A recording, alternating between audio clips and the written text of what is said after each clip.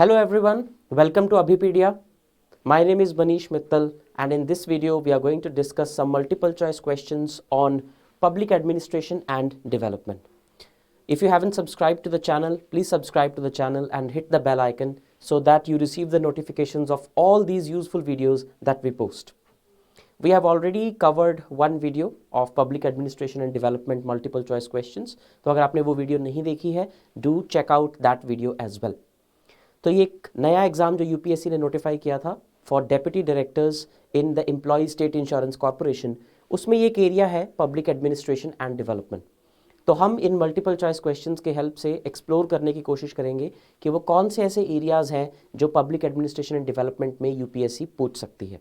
और उसमें एक बहुत ही प्रोमिनेंट एरिया जो आता है that is local self government. तो लोकल सेल्फ गवर्नमेंट का स्ट्रक्चर, उसके फंक्शंस, उसकी पावर्स और 73rd और 74th अमेंडमेंट जो कॉन्स्टिट्यूशन की है उनके कुछ प्रोमिनेंट फीचर्स, पूरी तरह से नहीं लेकिन कुछ प्रोमिनेंट फीचर्स पब्लिक एडमिनिस्ट्रेशन और डेवलपमेंट के इनहेरेंट पार्ट है. So we will try to have a look at some multiple choice questions and with the help of those we will try to see the areas that can be asked in this exam. So let us start with the first question on premature dissolution of panchayat after 2 years of its constitution. अगर कोई पंचायत जब elections के बाद नई पंचायत बनती है, अगर वो 2 साल के बाद डिसॉल्व कर दी जाए तो उसके बाद जो नई पंचायत बनती है उसमें उसका टेन्योर जो है वो कितना होता है. 1. It will be reconstituted to serve a full term of 5 years. 2. No fresh election shall take place for remainder of the term. 3. It will be reconstituted to serve remainder of the period और state legislative assembly shall decide the course of action. इनमें से कौन सी statement correct है? अगर 2 साल बाद पंचायत को dissolve कर दिया जाता है तो इनमें से क्या सही है? C it will be reconstituted to serve a full term of 5 years. ये स्टेटमेंट आपकी गलत हो जाती है बिकॉज एक बार जो पंचायत चुनी गई वो एक ही बार 5 साल का टेन्योर पूरा करेगी और 5 साल के बाद उसमें फ्रेश इलेक्शंस होंगे. तो पहली जो स्टेटमेंट है वो गलत है. No fresh election shall take place for the remainder of the term. No fresh elections can take place, किसी एक पंचायत के लिए फ्रेश इलेक्शंस करवाए जा सकते हैं. It will be reconstituted to serve remainder of the period. Now this statement is correct. अगर उसी पंचायत को रिकॉन्स्टिट्यूट किया जाता है तो वो उसके बाद दोबारा 5 साल के लिए सर्व नहीं करेगी, वो 5 साल में से बाकी जितना टाइम बचा है उसके लिए सर्व करेगी.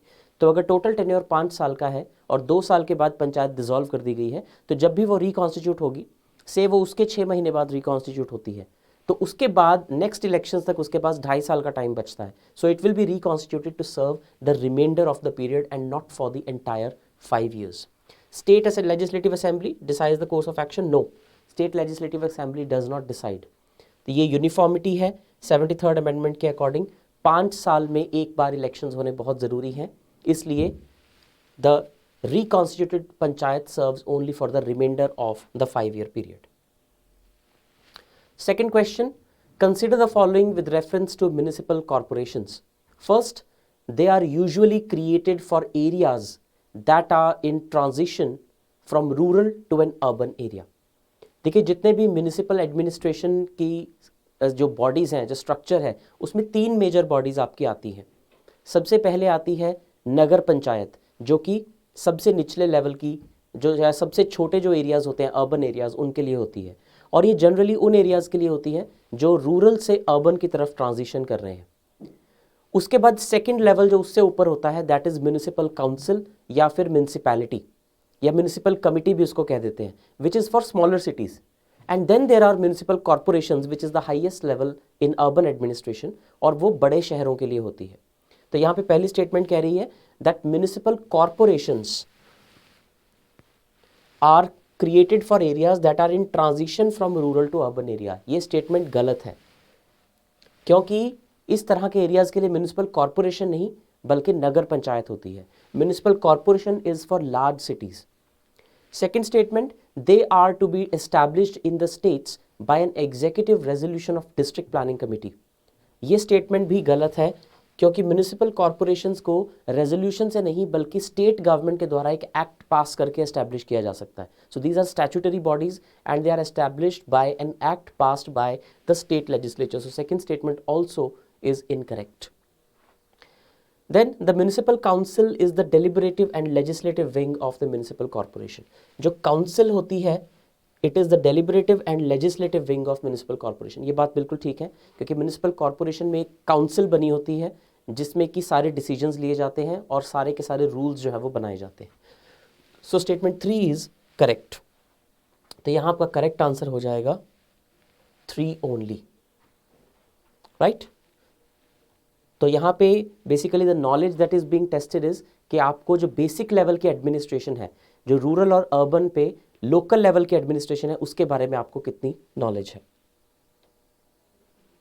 Question number 3, consider the following statements about a cantonment board. अब कैंटोनमेंट बोर्ड यानी कि जो मिलिट्री के एरियाज होते हैं जिन्हें हम कैंट एरियाज कह देते हैं। So which of these statements is correct about cantonment boards? First, it is created by the state government. See, जो कैंटोनमेंट बोर्ड है it administers the defence personnel who are living in the cantonment areas. उनकी जो civil needs हैं जैसे कि sewage, water supply, street light, parks etcetera, ये वाली needs जो है ये उनकी कैंटोनमेंट बोर्ड पूरी करता है। And since the defence is exclusively the domain of the centre government, इसलिए ये भी सेंटर गवर्नमेंट के अंडर आते हैं, ना कि स्टेट गवर्नमेंट के। तो पहली स्टेटमेंट आपकी गलत हो जाती है। The cantonment boards are created by the central government. Second, these are established for municipal administration of defense personnel residing in civilian areas। क्या ये उन लोगों के लिए बनता है जो डिफेंस पर्सनल सिविलियन एरियाज में रह रहे होते हैं? No, this statement is incorrect. It is made for civilians living in defence areas. एक कैंटोनमेंट एरिया जो होता है उसमें अगर एक फॉर एग्जाम्पल एक आर्मी कर्नल है, तो कर्नल की जो फैमिली है they are civilians but they are living in a Kent area. So it is not made for defense personnel residing in civilian areas. It is for civilian personnel residing in defense areas. तो दूसरी statement भी आपकी गलत है। Third, it works under the administrative control of the defense ministry. This is correct statement. ये statement correct है। इसे central government constitute करती है। ये सिविलियन लोगों के लिए बना होता है जो कि डिफेंस एरिया में रहते हैं। और थर्ड, ये डिफेंस मिनिस्ट्री के अंडर इसका एडमिनिस्ट्रेटिव कंट्रोल है। So third statement is correct. So 3 only will be your correct answer. तो एक कैंट एरिया जब भी हम देखते हैं हमारे शहरों के आसपास कोई भी कैंटोनमेंट या कैंट जो है वो होता है, so there is a cantonment board usually to govern the civic amenities in that area. लेकिन वो डिफेंस मिनिस्ट्री के अंडर आता है और उसे सेंट्रल गवर्नमेंट कॉन्स्टिट्यूट करती है, because defence is exclusively a central subject. Next, the subject of urban local government in UTs is dealt by which of these ministries? देखिए, जो अर्बन लोकल गवर्नमेंट है वो अगर हम स्टेट्स की बात करें तो वो सिंपली लोकल बॉडीज डिपार्टमेंट के अंडर आता है, क्योंकि स्टेट्स में दो तरह की लोकल गवर्नमेंट होती है, एक अर्बन लोकल गवर्नमेंट, एक रूरल लोकल गवर्नमेंट। और जो अर्बन लोकल गवर्नमेंट है it is a part of the department of local government. लेकिन जब बात यूटीज़ की आती है तो कौन सी यूनियन मिनिस्ट्री है जो अर्बन लोकल गवर्नमेंट को यूनियन टेरिटरीज में डील करती है? Is it the ministry of minority affairs और होम अफेयर्स और डिफेंस और urban development? So this question can be a bit confusing. The answer is the ministry of home affairs. तो अगर हम किसी भी यूनियन टेरिटरी की बात करें, for example if we talk about Delhi और if we talk about Chandigarh, तो इन यूनियन टेरिटरीज में क्योंकि ये डायरेक्टली सेंटर गवर्नमेंट के अंडर आती हैं, so if there is urban administration in these UTs then they directly fall under the union home ministry. इसमें स्टेट गवर्नमेंट का कोई भी लेना देना नहीं होता, because UTs are administered by the union government. So the ministry of home affairs is the ministry responsible for administering urban local bodies. Next, question number 5. The provisions of Panchayats Extension to Scheduled Areas Act or PESA 1996 is not applicable to which of these states in India? देखिए, जो constitution है उसके सभी states और UTs में जो पंचायती provisions हैं वो अप्लाई नहीं होती हैं, राइट? कुछ ऐसी स्टेट्स हैं जिनमें कुछ ऑटोनॉमी दी गई है और यूटीज़ में भी तब तक पंचायत अप्लाई नहीं हो सकती जब तक प्रेसिडेंट एक नोटिफिकेशन इशू ना करें। But subsequently in some of those states panchayats were extended. तो एक एक्ट पास किया गया था 1996 में which was panchayat extension to scheduled areas act. तो 5th शेड्यूल में कुछ ऐसी स्टेट्स आती हैं, 10 के करीब ऐसी स्टेट्स हैं जहाँ पे पंचायत पहले अप्लाई नहीं की गई थी, जिन एरियाज में पंचायत पहले अप्लाई नहीं की गई थी। तो लेकिन बाद में उनमें से कुछ स्टेट्स में पंचायत अप्लाई कर दी गई।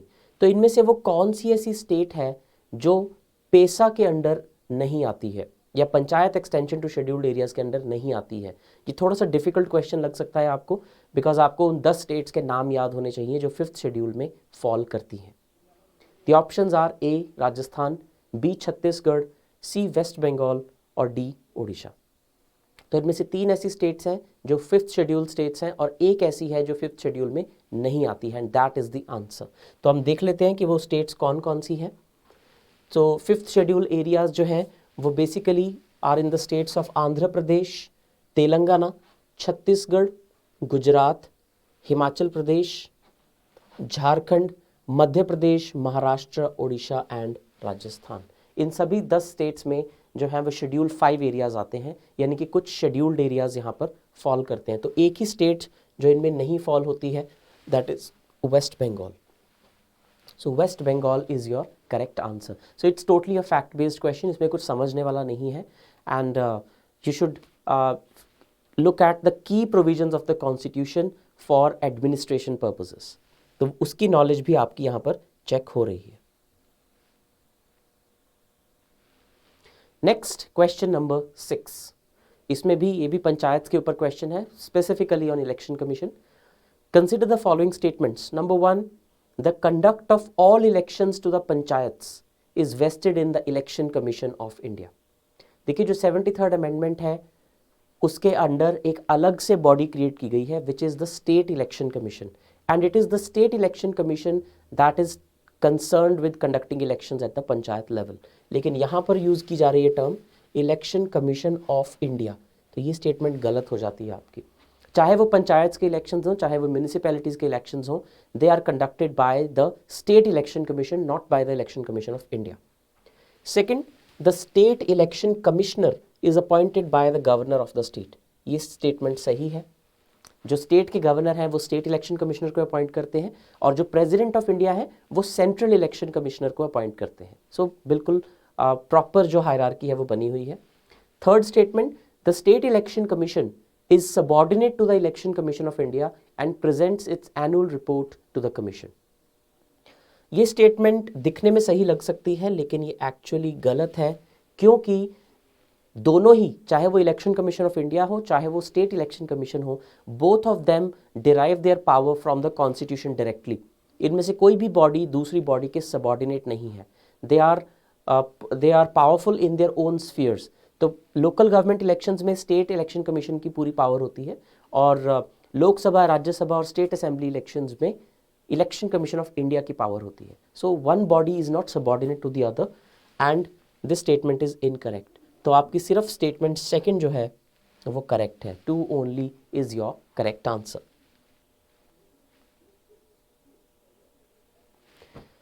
नेक्स्ट क्वेश्चन नंबर 7, काफी सिंपल सीधा सा क्वेश्चन है ये। Local government as a subject is mentioned under which of these lists? Statement A, state list under 7th schedule of the constitution, then concurrent list under the 7th schedule of the constitution, then union list under the 9th schedule of the constitution, और residuary list under the 9th schedule of the constitution। अब अगर आपको constitution की बिल्कुल basic provisions भी पता है तो आपको इतना पता होना चाहिए कि 9th शेड्यूल जो है it does not contain, 9th schedule does not contain any lists. तो ये 2 ऑप्शंस आपकी सीधी सीधी गलत हो जाती हैं। जो 3 लिस्ट्स ऑफ सब्जेक्ट्स कॉन्स्टिट्यूशन में मेंशन्ड है, all of them are in the 7th schedule of the constitution, state list, union list and concurrent list. तो 9th शेड्यूल का तो सवाल ही पैदा नहीं होता। So option C and D are totally out of the equation. Then that leave state list and concurrent list. अब local government जो है, this can be a bit confusing. हमें पता है कि स्टेट्स जो हैं उनकी पूरी ज्यूरिस्डिक्शन चलती है लोकल गवर्नमेंट के ऊपर, लेकिन कभी कभी कुछ एक्सटेंट तक यूनियन गवर्नमेंट भी स्टेट लोकल गवर्नमेंट के ऊपर कुछ ना कुछ अपनी ज्यूरिस्डिक्शन जो है वो चला देते हैं। जैसे कि यूनियन गवर्नमेंट जब भी अपना बजट पेश करती है तो उसमें एक particular sum directly local governments के लिए होता है। But does it imply that local government is governed by the central government? No. It may simply be the case that local government is totally under the control of the state government, but the center government can also give some grant to the local government. So us according statement A is the correct statement. The subject of local government actually falls under the state list of the constitution. यानी कि state government जो है उसके पास पूरा control होता है local government को administer करने का. Next, question number 8. With reference to district development councils, consider the following statements. अब ये वाला question जो है ये थोड़ा सा current affairs से associated है. It is not totally based on static knowledge. तो 2020-2021 में हमें पता है कि 2019 में जम्मू एंड कश्मीर को जो 370 आर्टिकल था उसे एब्रोगेट कर दिया गया and now it is a union territory. तो वहाँ से स्पेशल प्रोविजंस रिमूव कर दी गई हैं. 1 year after that, in 2020-21, the government has taken certain steps to ease the administration in Jammu and Kashmir. तो ये उसके ऊपर question है. So it is basically a current affairs question. So with reference to district development councils or DDCs, consider these statements. Number 1, they are a new unit of governance in Jammu and Kashmir. Yes, it is correct. Second statement, a legislation to this effect was brought in by the Ministry of Home Affairs through an amendment to the Jammu and Kashmir Panchayati Raj Act 1989. Yes, this statement is also correct. तो ये दोनों statements आपकी correct हो जाती हैं. Jammu and Kashmir में administration को अच्छे से चलाने के लिए डिस्ट्रिक्ट डेवलपमेंट काउंसिल्स कॉन्स्टिट्यूट की गई हैं और उसके लिए लॉ को भी अमेंड किया गया है. Next question number 9. With reference to the Gram Nyayalaya act, which of the following statements are correct. Gram Nyayalaya जो हैं वो गाँव में जो विलेज कोर्ट्स होती हैं उनको बोला जाता है. तो ग्राम न्यायालय एक्ट के अकॉर्डिंग इनमें से कौन सी स्टेटमेंट सही है. 1, as per the act Gram Nyayalaya can hear only civil cases and not criminal cases. And second, the act allows local social activists as mediators and reconciliators. पहले सेकंड स्टेटमेंट को सॉल्व कर लेते हैं, विच इज प्रीटी ईजी. क्या ये act allow करता है कि लोकल सोशल एक्टिविस्ट जो है वो मीडिएटर या रिकंसिलिएटर की तरह एक्ट कर सके. देखिए, ग्राम न्यायालय या विलेज लेवल पे कोर्ट बनाने का मकसद ही ये है कि जो छोटे मोटे डिस्प्यूट्स हैं या पैटी डिस्प्यूट्स हैं उन्हें इजीली छोटे लेवल पे सॉल्व किया जा सके. तो ऐसे में किसी को भी अलाउ किया जा सकता है कि वो मीडिएटर बने. The purpose is to solve the dispute and to make the judicial process a bit fast. तो ये स्टेटमेंट बिल्कुल सही है. The act indeed allows local social activist to act as mediators and reconciliators. जहाँ तक पहली statement का सवाल है, क्या ग्राम न्यायालय सिर्फ सिविल केसेस सुन सकते हैं, क्रिमिनल केसेस नहीं सुन सकते? ऐसा नहीं है. ग्राम न्यायालय को पावर दी गई है कि वो सिविल केसेस भी सुन सकते हैं, क्रिमिनल केसेस भी सुन सकते हैं. तो इनमें से कौन सी स्टेटमेंट करेक्ट हुई? 2 ओनली. सो ये थोड़ा सा सरप्राइजिंग लग सकता है, बट ग्राम न्यायालय जो हैं they are authorised to hear both civil as well as criminal cases. So first statement is not correct. The Gram Nyayalaya exercises the powers of both criminal and civil courts. और ग्राम न्यायालय जो हैं उनकी प्रायोरिटी ये होती है कि छोटे मोटे डिस्प्यूट्स को जल्दी से जल्दी सॉल्व किया जा सके और पार्टीज के बीच रिकंसिलिएशन कराई जा सके. और इसके लिए किसी भी सोशल एक्टिविस्ट या वॉलंटियर को परमिशन दी जा सकती है that they can act as mediators. Next and final question of this video. With regard to the Constitution's 73rd Amendment Act 1992, which of the following statements is incorrect? तो इनमें से 3 statement correct है, एक incorrect है, वो हमें find out करनी है. और 73rd अमेंडमेंट एक्ट जो है it is related to the panchayati raj institutions and administration at the grass root level. तो देखते हैं इनमें से गलत स्टेटमेंट कौन सी है.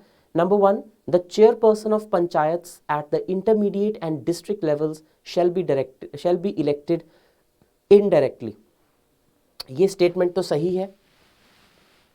जो पंचायत में इंटरमीडिएट और डिस्ट्रिक्ट लेवल के चेयरपर्सन हैं, यानी कि इंटरमीडिएट लेवल पे होती है ब्लॉक समिति और डिस्ट्रिक्ट लेवल पे होती है जिला परिषद, इनके जो चेयरपर्सन होते हैं उन्हें इनडायरेक्टली इलेक्ट किया जाता है. तो ये स्टेटमेंट सही है, ये गलत नहीं है. Second, to bring about uniformity in the structure of panchayati raj throughout the country, the act makes it mandatory for all states to have a 3-tier system. 3-tier system का मतलब है कि विलेज लेवल पे विलेज पंचायत होगी, block level पे block समिति होगी और डिस्ट्रिक्ट लेवल पे जिला परिषद होगी। तो क्या ये मैंडेटरी है सभी स्टेट्स के लिए? ये स्टेटमेंट गलत है, क्योंकि ये मैंडेटरी नहीं है तीनों लेवल्स के लिए। तो इसमें एक्सेप्शन क्या है? जिन स्टेट्स की पॉपुलेशन 20 लाख से कम है, the states which are so small and whose population size is so less that they do not have even 20 lakhs population, वहाँ पे ब्लॉक समिति बनाने की ज़रूरत नहीं है। So there are 3 levels of panchayats. There is village panchayat, then there is block samiti, and then there is district परिषद और जिला परिषद। तो ये 3 लेवल्स पे जो एडमिनिस्ट्रेशन है वो चलती है। इनमें विलेज लेवल और डिस्ट्रिक्ट लेवल जो है ये मैंडेटरी हैं, लेकिन जिन स्टेट्स की पॉपुलेशन 20 लाख से कम है वहाँ पे ब्लॉक समिति बनानी ज़रूरी नहीं है।